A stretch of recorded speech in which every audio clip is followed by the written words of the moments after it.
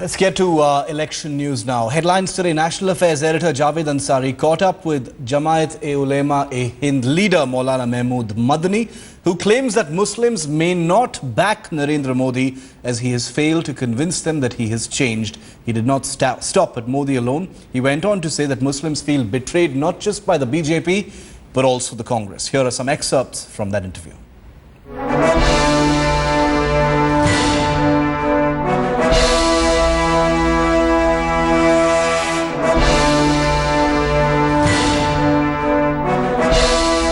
It is generally accepted that Muslims have a lot of apprehensions, lot of concerns as far as Mr. Modi is concerned. Has anything happened in the recent past which would persuade Muslims to change their mind?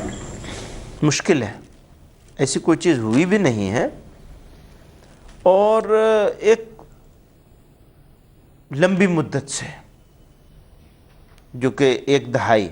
You know, the BJP's political manager, especially Mr. Modi's political manager, say that there hasn't been a communal riot since 2002.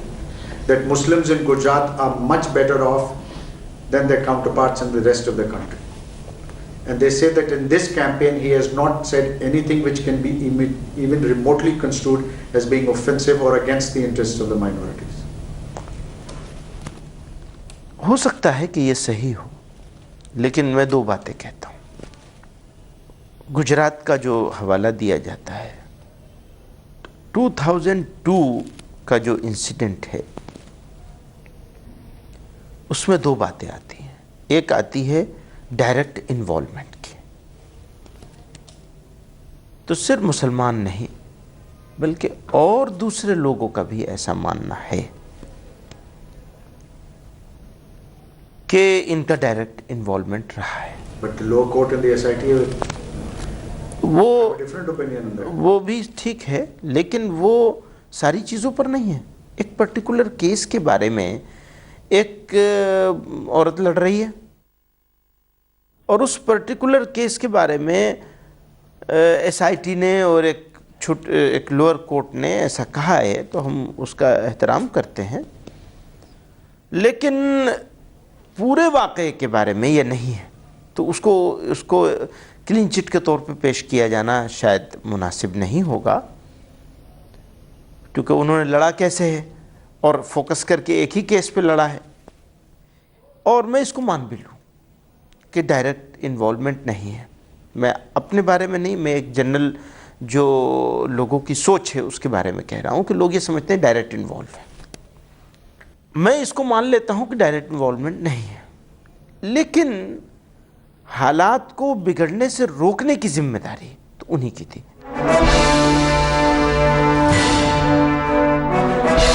इन लोगों के regime में, इन लोगों के area में जो incidents हुए हैं अभी रिसेंटली, राजस्थान और आसाम, कोकराझार और मुजफ्फरनगर, तो इस हवाले से हम इनको भी क्रिटिसाइज करते हैं. अब जब हम इनको क्रिटिसाइज कर रहे हैं 19 आदमियों के मरने पे, उनको क्रिटिसाइज कर रहे हैं 9 आदमियों के मरने पे, उनको कर रहे हैं 60 आदमियों के मरने पे आसाम वालों को, तो फिर यहाँ 1000 आदमियों के मरने पर कितना ज़्यादा हमारा क्रिटिसिज्म होगा. अच्छा, वो अपनी सफाई देने की कोशिश करते हैं.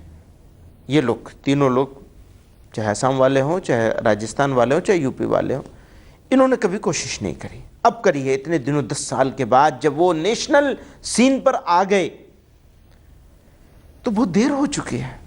आपको उसी वक्त कहना था कि हमारे अपने लोग हैं सब, हमारे अपने लोग हैं सब, किसी कारण हुआ है, मुझे दुख है. उसी वक्त उस दुख का इजहार करना था, जो नहीं हुआ.